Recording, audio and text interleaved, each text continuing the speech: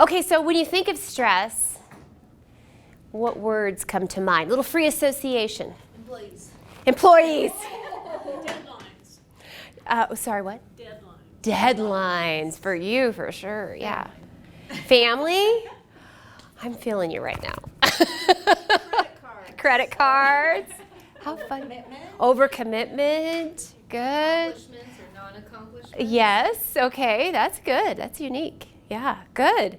Hey, some of these were different than what I usually hear. Usually my next thing I say is, those all are negative words, but family, credit cards.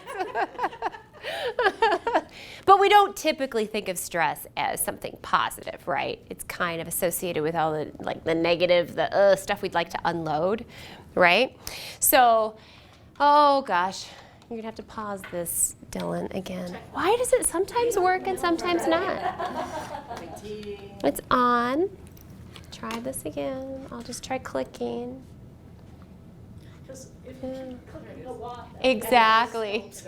So some of the ones I came up with: worry and anxiety, bodily tension. We store stress in our bodies a lot. Strain or overwork, the mental, emotional disruption and things that we feel, and then even a physical or emotional threat, that feeling of like, ugh, something bad's about to happen. So, that is true. Stress can be all of those things, but it can also be something different. It's not the complete picture to just think about stress and all of the negative side of it. So, is anybody familiar with the biosphere 2 that was put out in the desert in the late 80s and early 90s? Those of us who are old enough are nodding our head, and Leather and Morgan are like, no. So, to just refresh your memory and to kind of fill you guys in. So the Biosphere 2 was a self-contained biosphere that attempted to replicate the biomes of the world. So it had the ocean and savanna, and it had rainforests, and it had trees and grass and savanna. So it was really an attempt to see what would happen if we kind of brought a micro version of the world into one place and let nature kind of run its course. They also had people live in the biosphere for a couple of years. So things were actually going pretty well, and scientists were actively studying things, and over the course of a year or two, they started noticing something interesting about the trees. So the trees were actually growing really fast in the biosphere. But what would happen when they got to the age of maturity, as soon as they got tall, they would fall over. So they weren't sure what was going on. Why are the trees growing so quickly but not staying upright?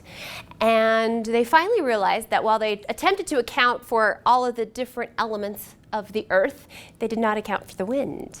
And wind is really important, it turns out, to trees, because the wind pushing on the trees as they're growing forces them to grow strong roots, and lay stronger bark. And so they're just stronger trees, and they're able to withstand the stress and strain and tension. So that's another way we can kind of look at stress. Oh my goodness.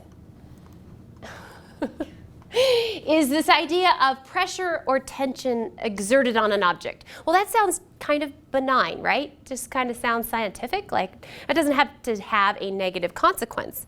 And that really is how stress is in our life. We actually need a certain amount of stress. You know, you can think about this in your own life. Like when you have taken your sabbatical, were there points where your stress was so low you were actually kind of bored? I was bored actually the day after Thanksgiving, and I can't remember the last time I was bored because I like to stay really busy, but I actually started getting kind of anxious because I didn't have anything to do. So we need some stress, we need that wind pushing on us to create some healthy tension and to give us motivation and to really help us tap into our creativity. When we don't have a little bit of pressure, a little bit of stress, we're not at our best. So there's this peak amount of stress that we want to aim for. We don't want to eliminate stress. I know that's why some of you thought you were coming today, but we don't. What we do want to be aware of, though, is that we can exceed our capacity to bear any more stress than we already have. especially if we're looking at stress in stressful ways. And so we do need to understand that at a certain point it tips over to something called distress. So I think it's important to really define those terms differently. Stress can be positive. Distress is when it tips over into the negative and too much to bear for a long period of time. So most of you know that I've been a personal trainer for the last 23 years. I just recently stopped doing it. You might recognize somebody in this photo right here. So as a personal trainer, I make people lift weights. Why do you suppose I made people lift weights? Why is it important? Develop strength, right? You got to kind of exert some strain and force on the muscles to force them to grow.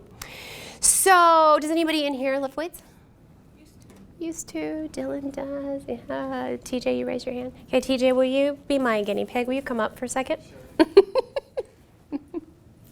Okay, so I have in my hand a weight. A dumbbell, to be precise. How many pounds is it? 5. 5 pounds. Does that seem like very much compared to what you usually do? Sure. Okay. Oh, it does? No. Okay, we'll be careful. Okay. Okay, so I'm going to just have you hold the weight out in front and tell us how that feels. Okay. Okay, how does it feel? Like 5 pounds. Like 5 pounds, so doable, not too bad. Okay? Nope, keep it up. Okay, so not too bad, feels like 5 pounds. He could probably be here a while, right? Let's predict. How long could TJ stand like this with this little weight, not too heavy, out here in front? 5 hours. 5 hours? This is my bad shoulder. Now, if it was in his left, you might be right, Janet, but 3 minutes. 3 minutes? Yeah, 3 minutes. Like already now compared to when I first asked you, how's it feeling? Heavier. Heavier? Yeah. So 3 minutes would be probably getting hard. Should we let him stand here the rest of the class and see? Yeah. Well, how long has it been probably? Maybe barely a minute? Yeah. How long now that you've been holding it for a minute do you think you could do it? Probably like another minute and a half. Probably another minute and a half, yeah. Probably not much longer than that. But isn't that interesting how something so light, not too bad, can carry it, gets to be very challenging after holding it for too long. Thank you, TJ. Everybody give TJ a hand. So it's, I love this quote by Lou Holtz. It's not the load that breaks you down, it's how you carry it. So a couple of things about how I had TJ holding the weight, first of all. Anytime you're holding something out in front of you, it's much harder.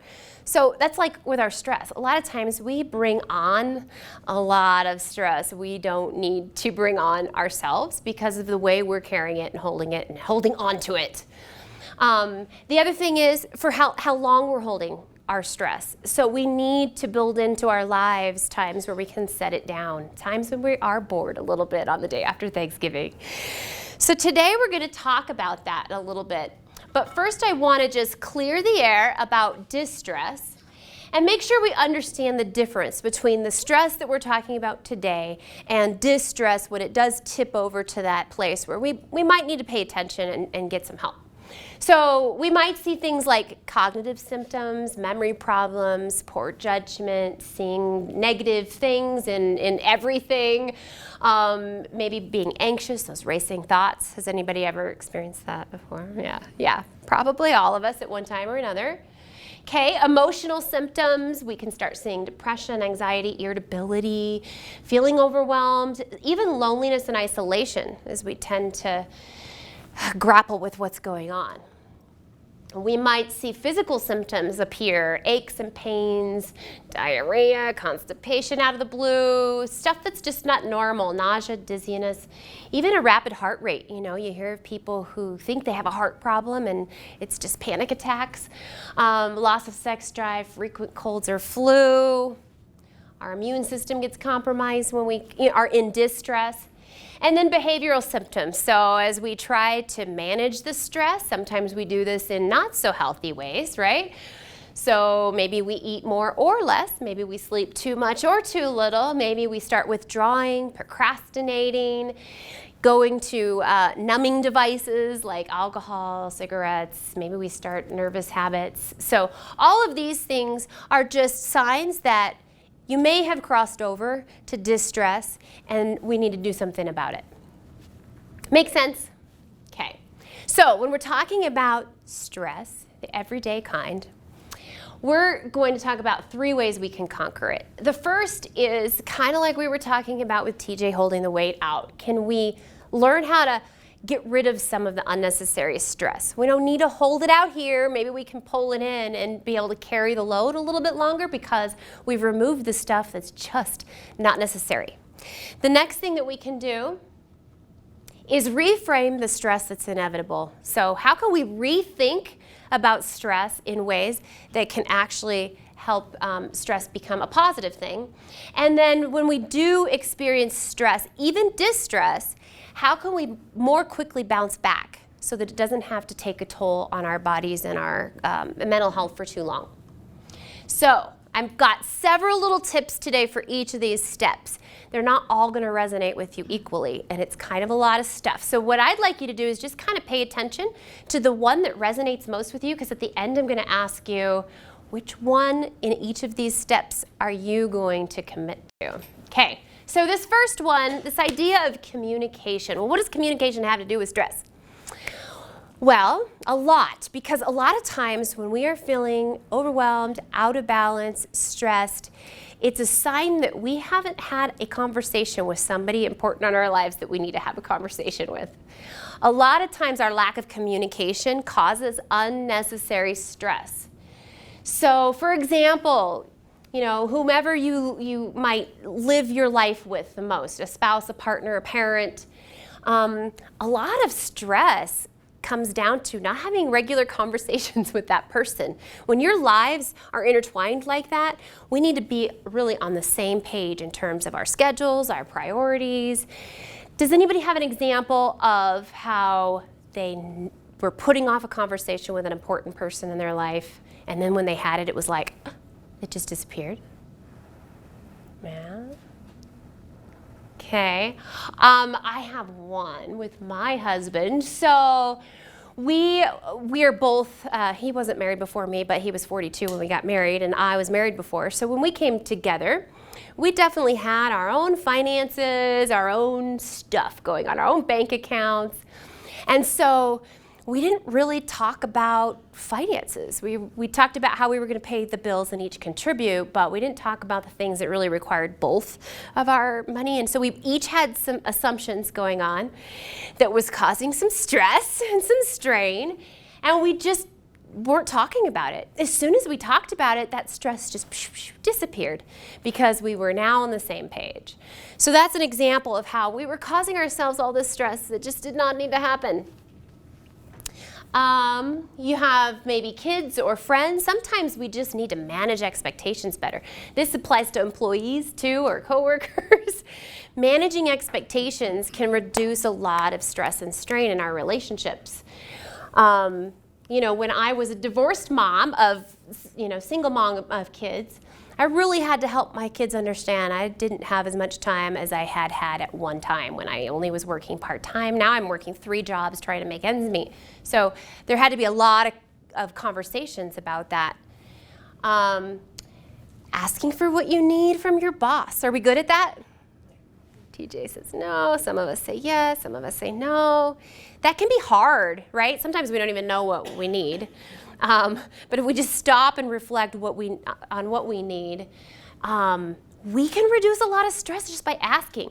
We talked in the first class about how we tend to think people can read our minds. And that assumption that people can read our minds causes us a lot of stress.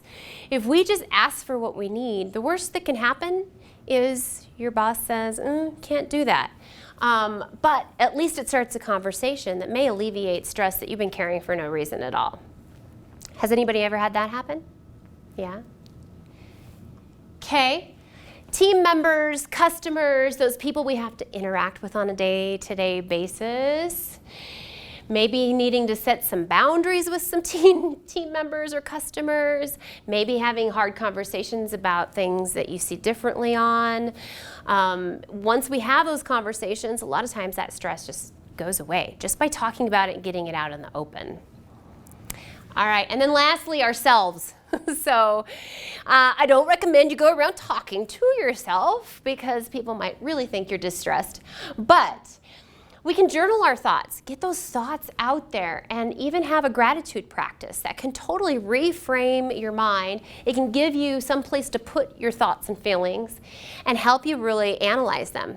You know, one of the biggest reasons that we have stress is that we don't even stop to think about what's going on. We don't even pay attention to our thoughts. So if we can jot them down, that can reveal a lot to ourselves. Does anybody have a good journaling practice? I'm terrible at this. Yeah, no, nobody in here. Okay, maybe that's what we all need to do. I grew up fearful with 4 siblings that my stuff would get read, so I didn't want to write. And then what I would do when I was younger is I would like write lies. I would like make my life seem like it was so amazing in case somebody read my journal. It really didn't help. All right, throughout this presentation, I have a few books that I'm going to recommend, and this is one that was life-changing for me called Essentialism by Greg McKeown. Has anybody read this book? Okay, read this book.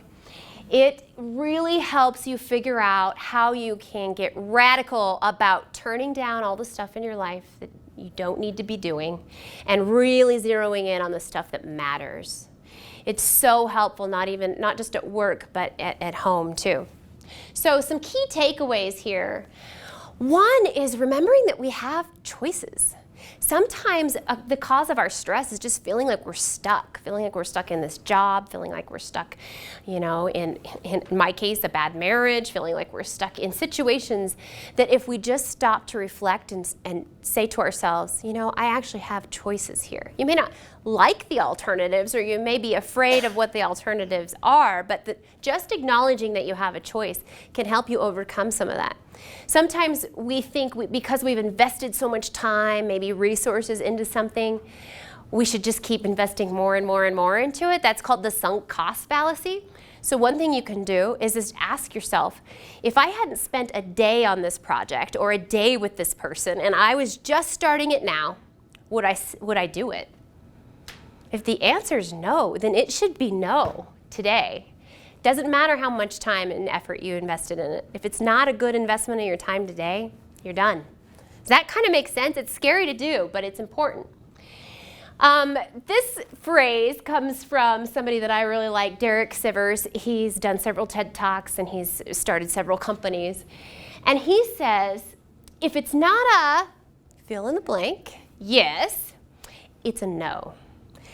That's a really radical way of thinking about it, but it's such a good little mental exercise when you're faced with a choice between doing something and not doing something. If it's not a yes, just say no. Brenda? I like that no is a complete sentence. Yeah, that's good. No is a complete sentence. It's hard. Is anybody good at saying no?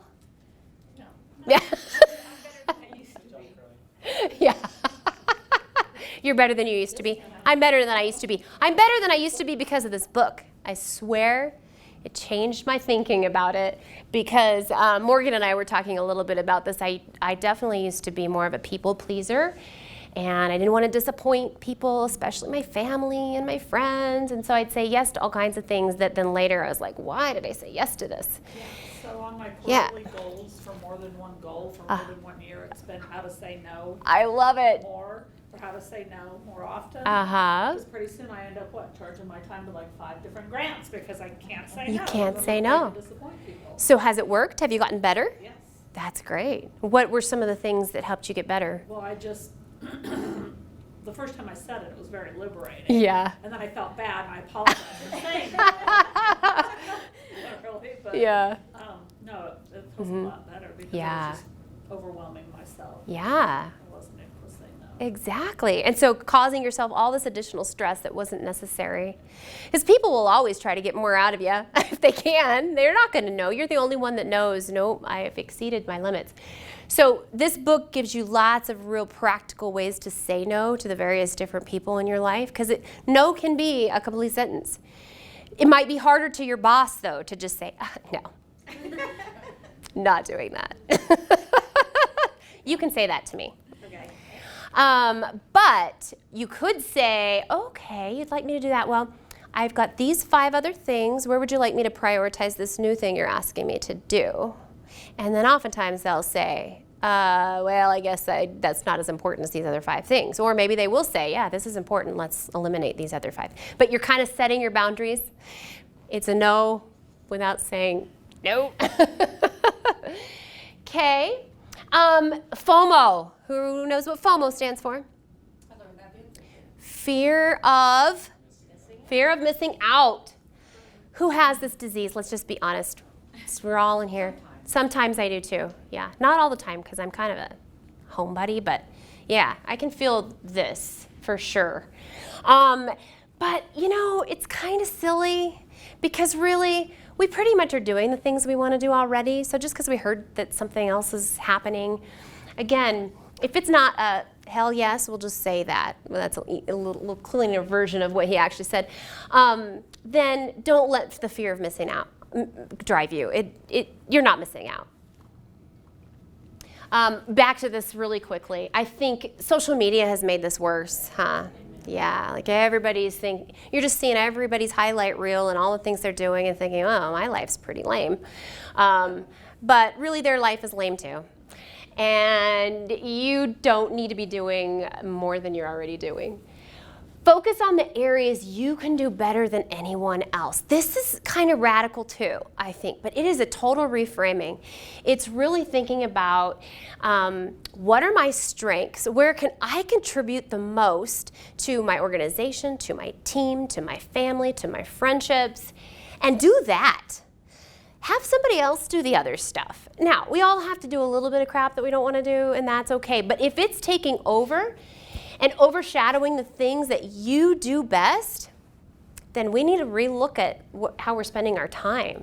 So this goes back to potentially the communication one, right? We may need to, once we identify what our strengths are, really talk to our boss, our coworkers, our family members, our spouse about, you know, I'm really spending my time doing a lot of things that don't move the ball forward. I'm thinking this for cleaning my house.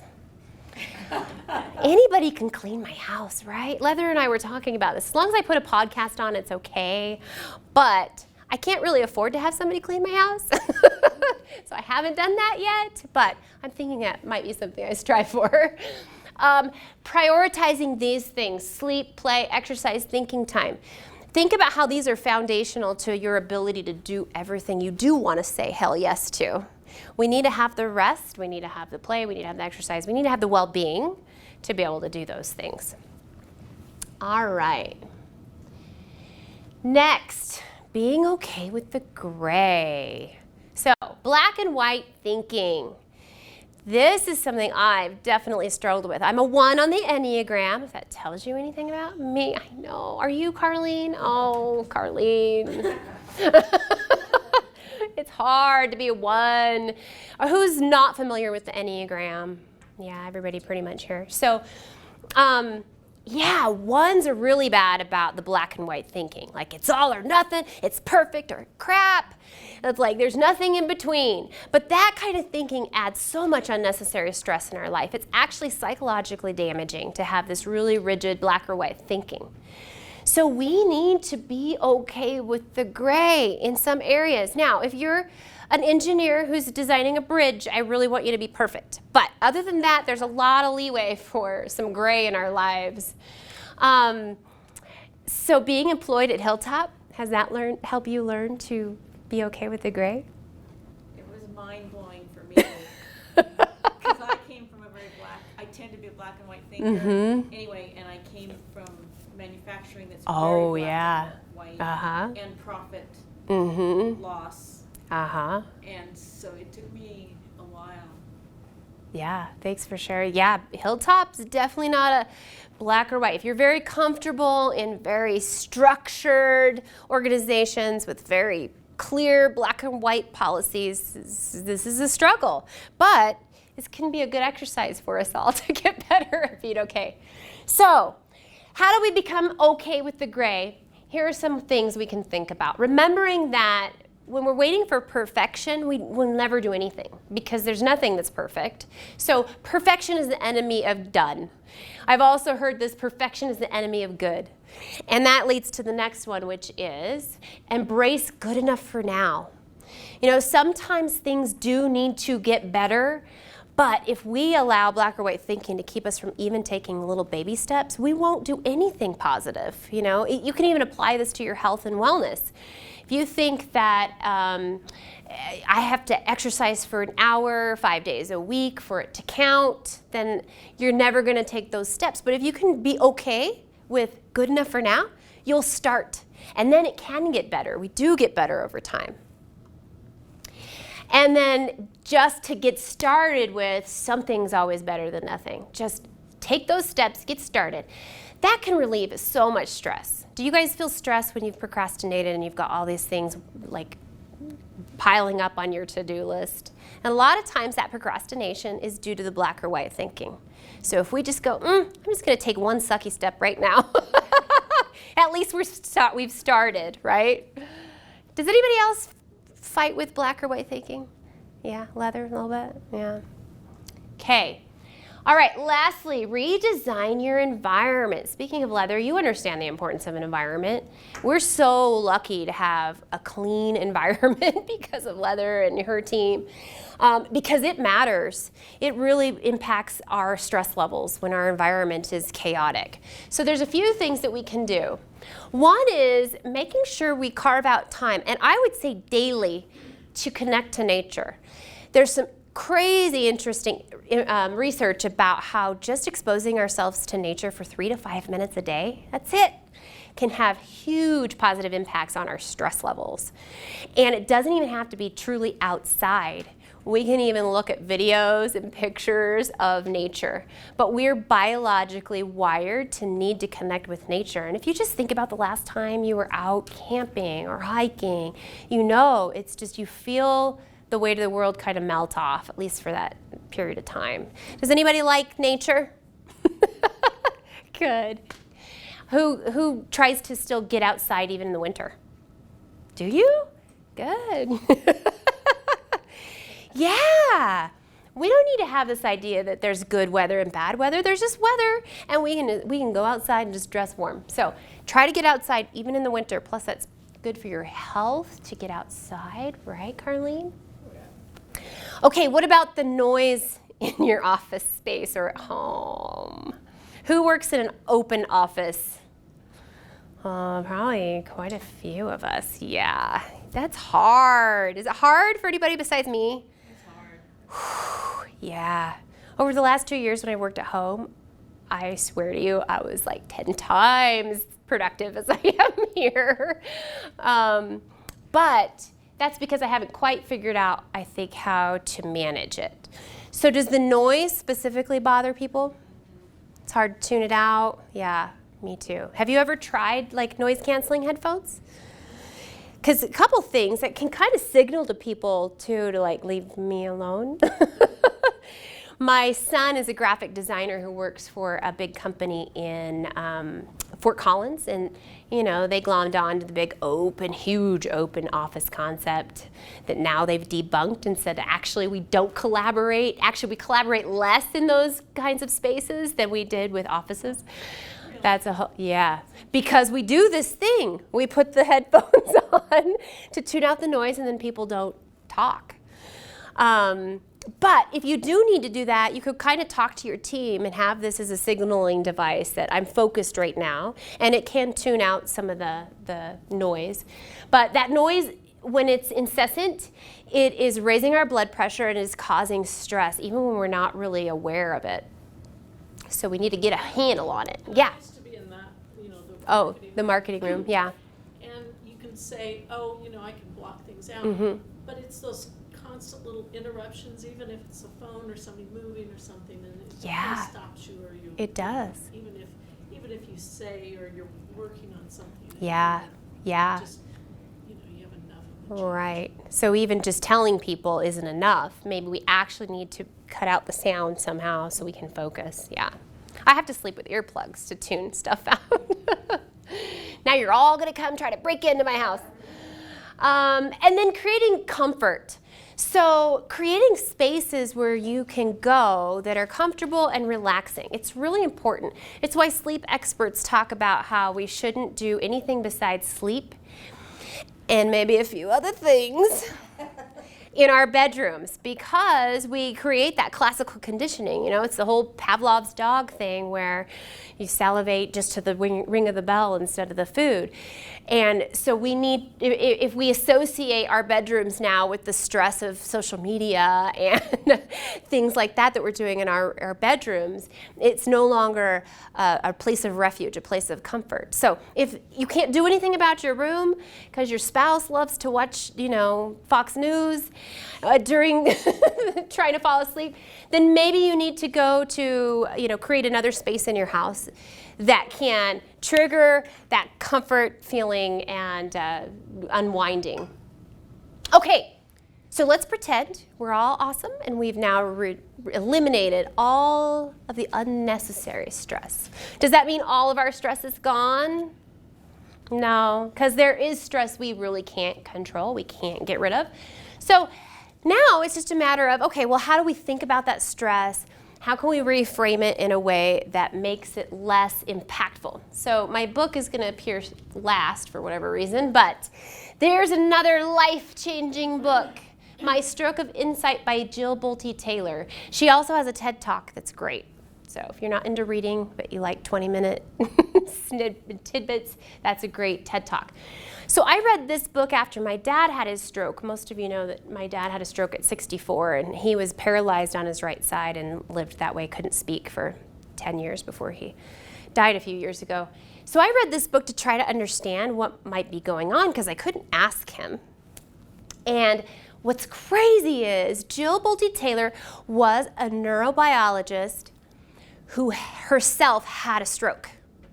So she had this really unique perspective as she was having the stroke. She kind of knew at some level what was going on. And then as she had to relearn everything that she knew at one time, she was able to kind of put together the pieces in a little bit more personalized way because she could actually witness what was happening in her brain.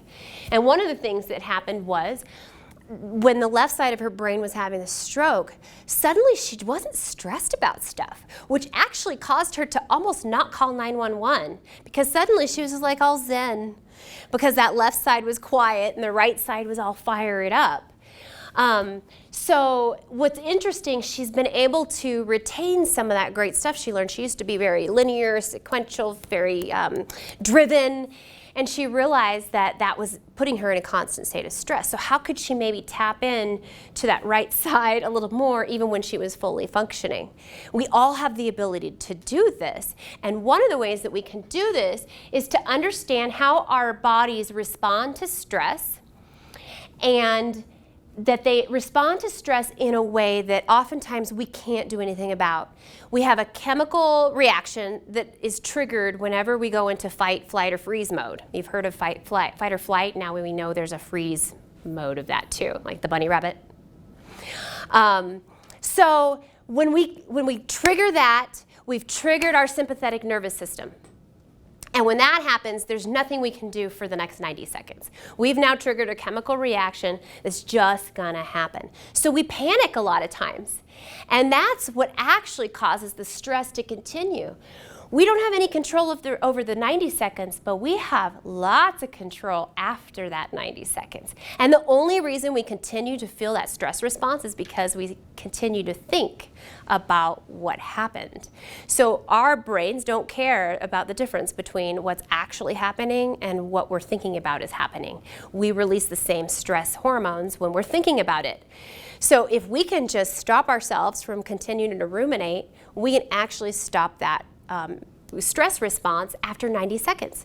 So if we just follow this 90-second rule, we feel that stress boil up. It probably happens to us all multiple times a day. Feel it, and then just tell yourself, okay, it's only gonna last 90 seconds. And you ride it like a wave for 90 seconds, and then it's done, and then you can make a different choice about how you wanna respond. To me, this is like mind-blowing that we have the ability to actually control our stress response by just thinking about it differently. Another thing that's crazy is Our body's stress response is actually very adaptive. We have it because our ancestors learned how to adapt to stressful situations.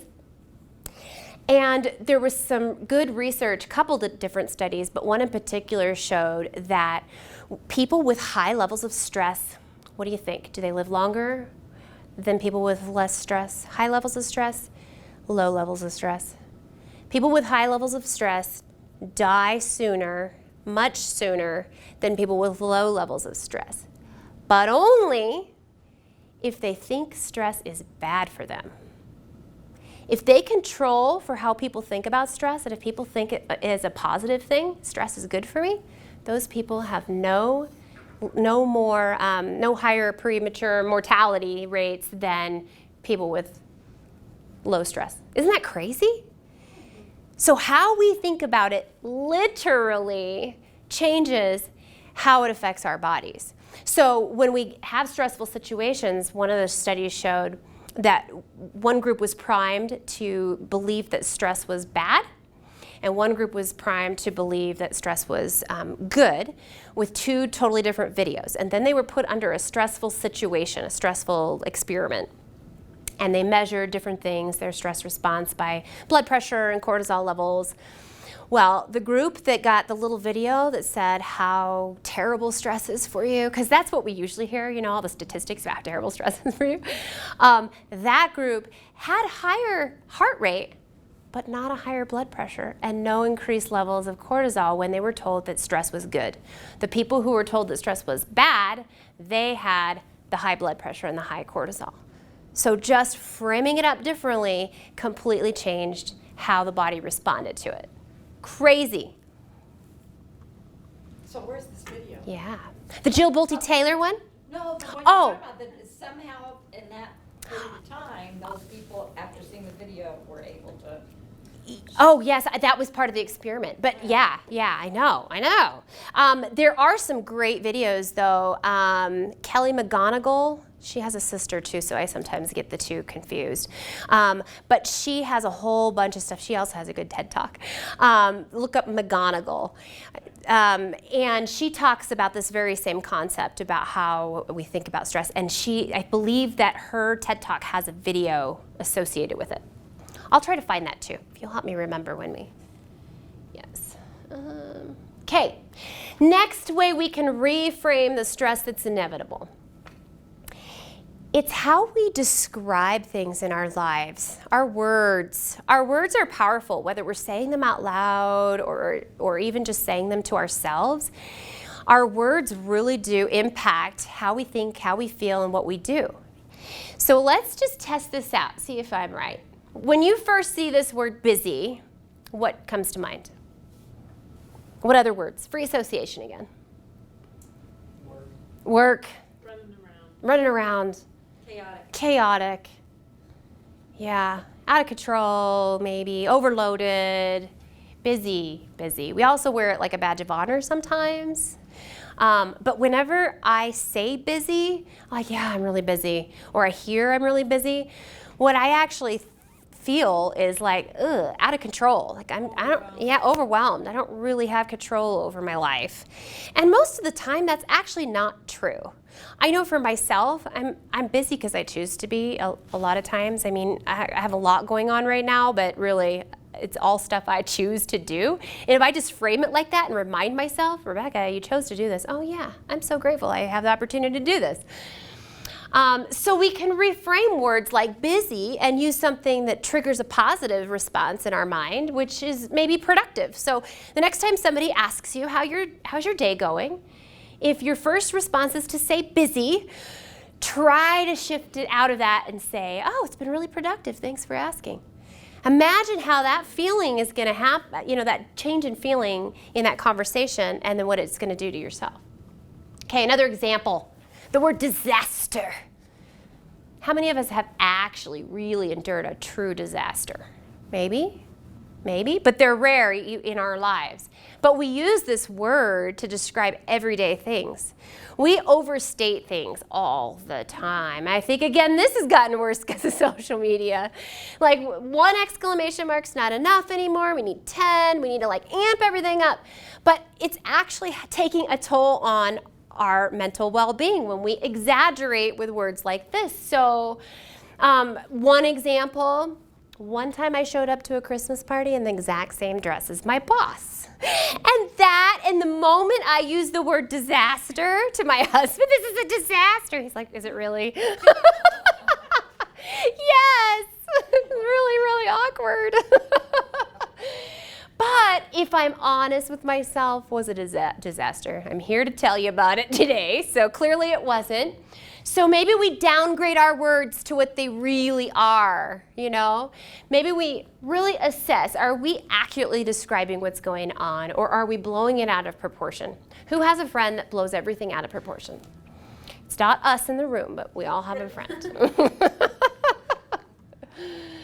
All right, last thing to reframe stress, choosing a different story.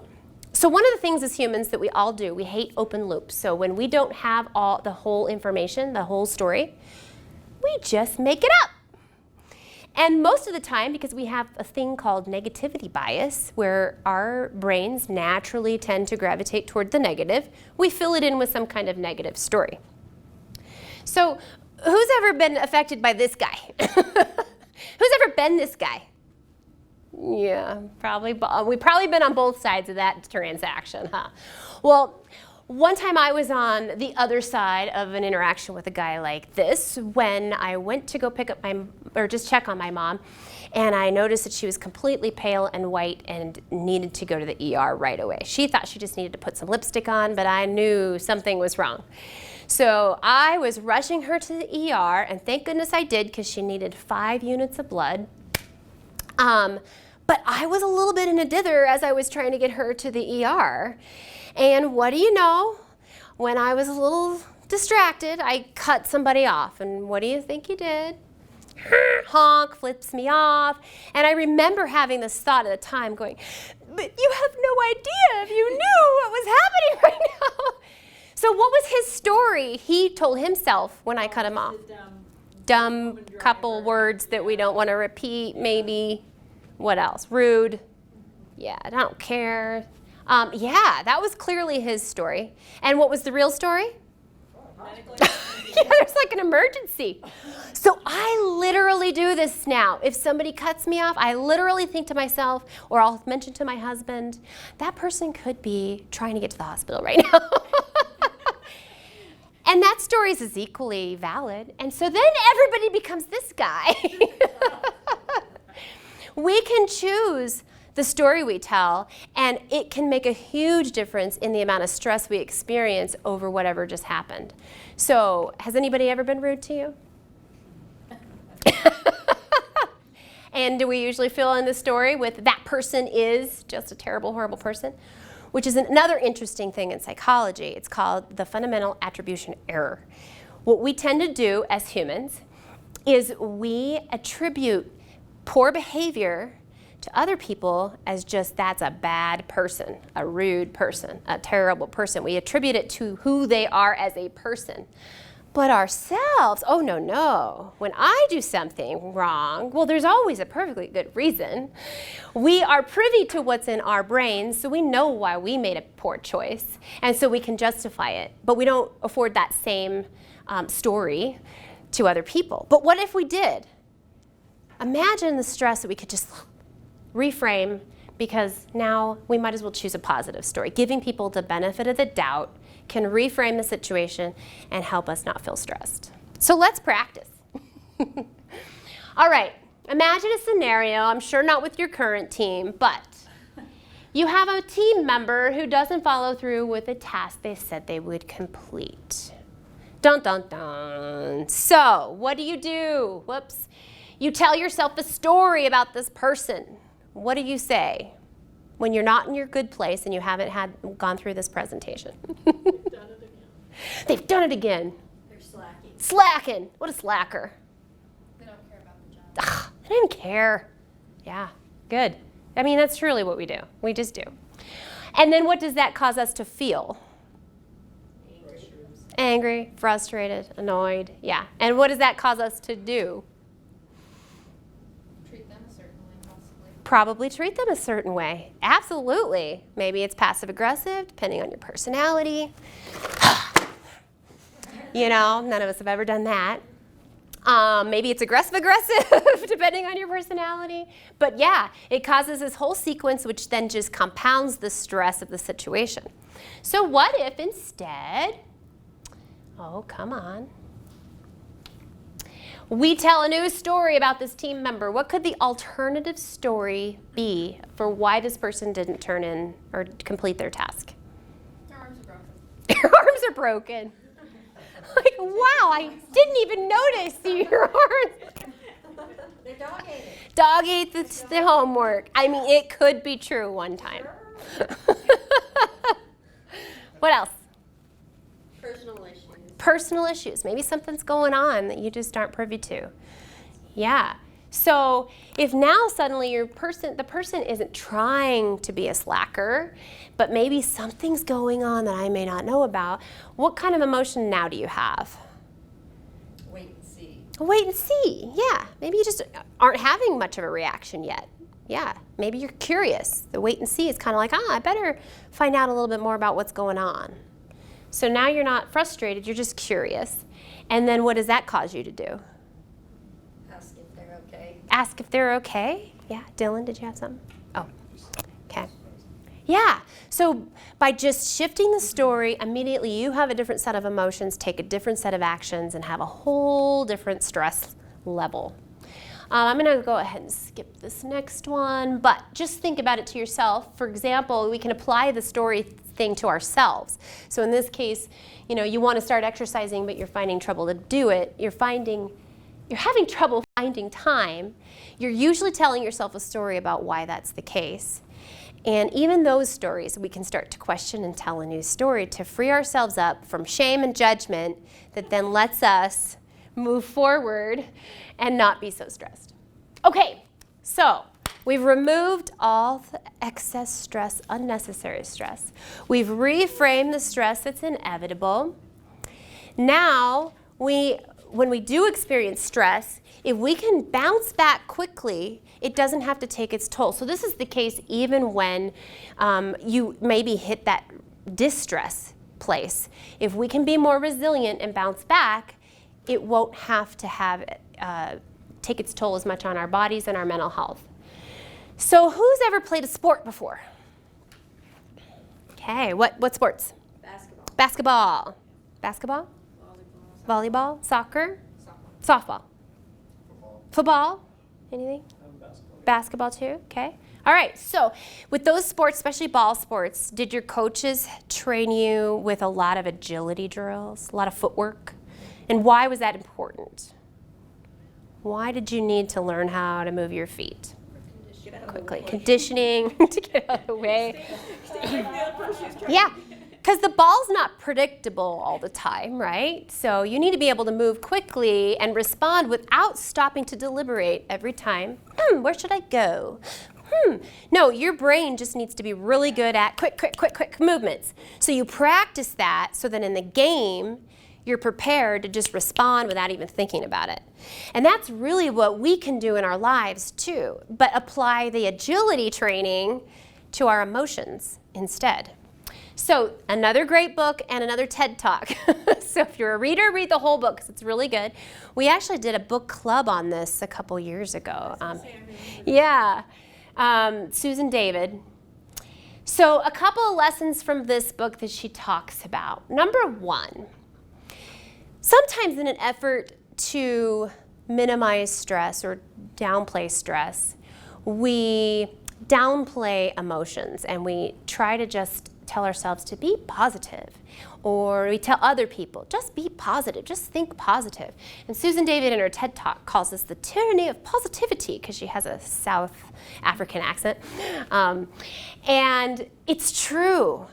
Just thinking that the only emotions that we should ever have are positive ones actually causes us more stress.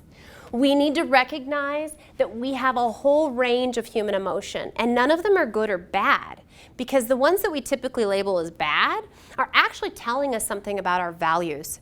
When we're angry about something, or upset, or jealous even, we're upset for a reason. It's because something violated something we care about, something we hold valuable. So, you know, even in the case where I cut the guy off, he probably honked at me because he values decent people on the road. He values good driving. I don't know. But start to notice when you're having angry emotion or frustrated emotion, what is it telling you about your values? And then don't try to dismiss it. Just try to understand where it's coming from and accept it. Once we do that, then we can do a better job at the lesson number 2, which is not letting those emotions steer the car. We still maintain control over our behavior no matter what emotion we're experiencing. But that's not the same as dismissing the emotion. Owning the emotion, understanding where it's coming from, and being okay with it actually helps you make a conscious choice to not let that emotion drive your behavior. So if you think about it, it's true. When you're not really tapped into what's happening with your emotions, they start to come out in little other ways. This used to happen more with my kids, where I'd be frustrated about something with work, and then they were just kind of like an easy target, and I'd get really frustrated with something that they did. What really wasn't even them, it was this other thing that I hadn't really stopped to like experience and feel and analyze and own.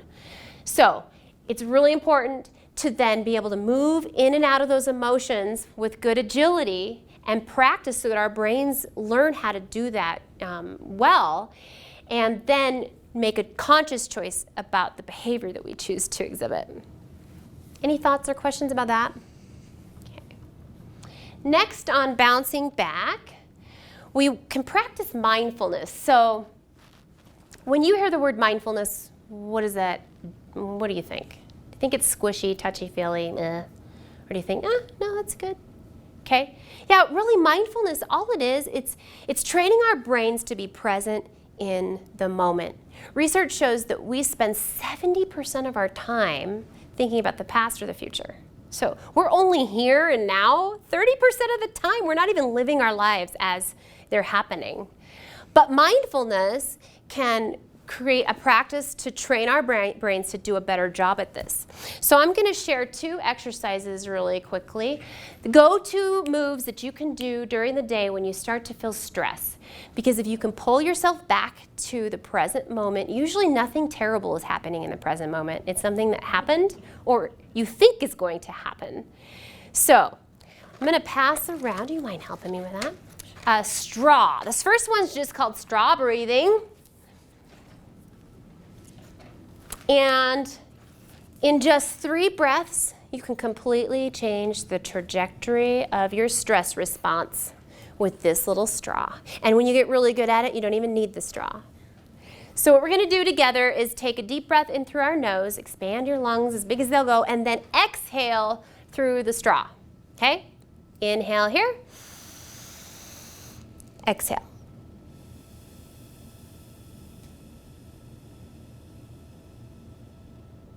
Inhale. Exhale.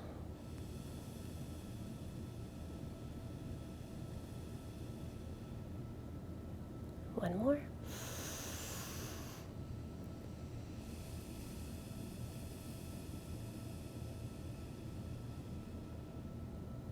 Okay, good. How do you feel after just 3 breaths? Do you feel a little calmer? Kind of a calming sensation? What happens when we slow down our exhale in particular is now we activate the parasympathetic nervous system, the opposite of the sympathetic, the fight or flight. We activate the parasympathetic nervous system, which calms us down. And it's truly just a matter of slowing down that breath. And if you think about it, there's a biological reason for that. When we're stressed and we need to get out of harm's way, we're breathing fast.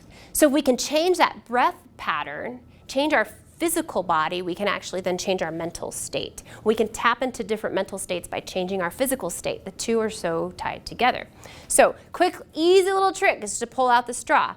But the key again, the straw forces you to extend the exhale. If you don't have a straw with you, just focus on exhaling twice as long as your inhale. So if you want to count, inhale for 4 counts and then exhale for 8, that would accomplish about the same purpose.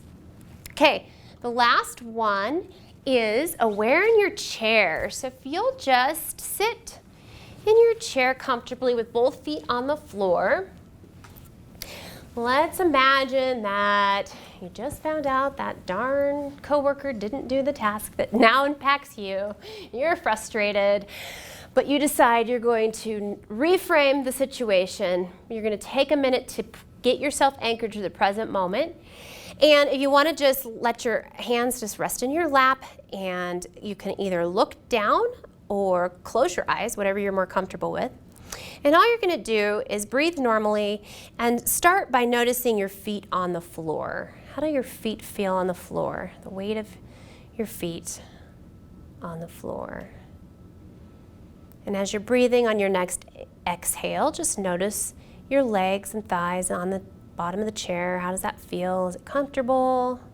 Just kind of become aware of how that chair feels under you. And then on your next exhale, notice the way your back feels against the back of the chair.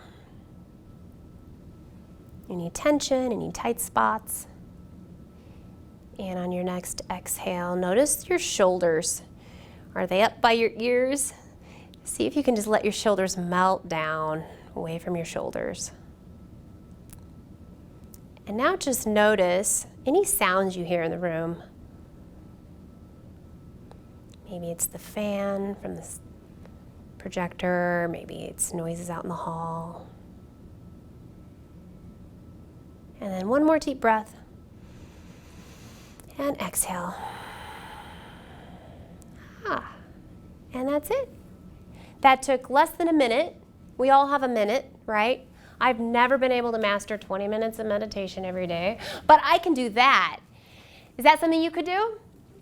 Yeah, and it can make a huge difference. And you might not think that that minute's going to make a difference, but what it's actually doing, it's rewiring your brain so that when you do need to call upon getting present in the moment, but you can't go meditate, you're actually faster at doing it because now you've created those connections in your brain just like you did when you practiced your sport before the game. All right. Lastly, we should acknowledge that there are times when we need support. We just need the support of other people. And there's good science to this too. I mean, when we connect human to human, we release a chemical called oxytocin, which actually counteracts excessive cortisol levels. They're like two opposite ends of a teeter-totter. So when we connect with other people, we can release that chemical, which feels good. So it's okay. Reach out to your friends, your family, maybe a counselor or the EAP service. As a reminder, you have the 5 free visits per calendar year. So if you're having a stressful time this holiday season, reach out. Use those sessions if you haven't used them up yet because they start over in January. Sometimes people need treatment, and that's okay too, to get through stressful situations. So when we look at these 3 steps, remember I asked you to kind of think about what resonated the most with you. So with removing unnecessary stress, we talked about communicating with the people in our lives, saying no, being okay with the gray, and redesigning our environment. Does anybody mind sharing which one kind of stood out, that something they're going to try? Try to redesign environment, your work environment, headphones. Okay, anybody else? Mine was kind of the redesign, but mine's, I need to figure out a better way to not have a total disaster on my desk. Yeah, the paper. chaos of the paper, yeah. Just a few organizers can make a huge difference in how your brain synthesizes your environment, yeah. Anybody else? Okay, mine is still being okay with the gray sometimes, saying no. Okay, reframing stress. So Rethinking the stress response. That's that 90-second rule, understanding, or maybe telling yourself stress is actually good for me, yeah? Minding your words, trying to downplay some of those horrific words that we use sometimes, and then minding our stories, choosing positive stories about other people or about a situation. Which one stood out to you as something you want to try? Choose a different story. Choose a different story? Yeah. Do you find that mostly with like strangers or even like people at work? My team. Your team, yeah. Yeah. Yeah, that'll be huge. Anybody else? The 90 seconds, just Yeah. not reacting initially Mhm. and just giving a little space to actually think about it. Yeah. before your initial reaction. Yeah. Good. Thank you. Rethink the stress too. I think Yeah. extra healthy. Yeah. It's like, hey. It is, I mean, Yeah. it's a necessary thing. Yeah. Because sometimes we're voluntarily making trade-offs. I know you're making a lot of trade-offs right now for your what aligns with your values. Yeah. Call it motivation. Stress is motivation. Yeah. instead of- Yeah, that's a good one. Yeah, this is motivating me. Mm-hmm. Within reason. Yeah, right, because you watch for those signs of distress we talked about. And then bouncing back, being able to quickly, we go into those moments of stress and being able to just quickly be agile, come out of that stress as quickly as possible, practicing some mindful techniques and seeking support when we need to. Did one of those kind of stand out? Maybe straws? Can we create a new social norm at Hilltop where we're all going around breathing with straws? Maybe we could measure the level of stress at Hilltop by how many times the straws come out. All right, well, thank you. The main point today is that stress does not have to rule our lives. We really have more control over it than we think we do. And hopefully some of these things will help us move forward and not feel like we have to bear the burden of stress, but instead lean into it and experience it in a whole different way. So thank you for sharing this hour with me.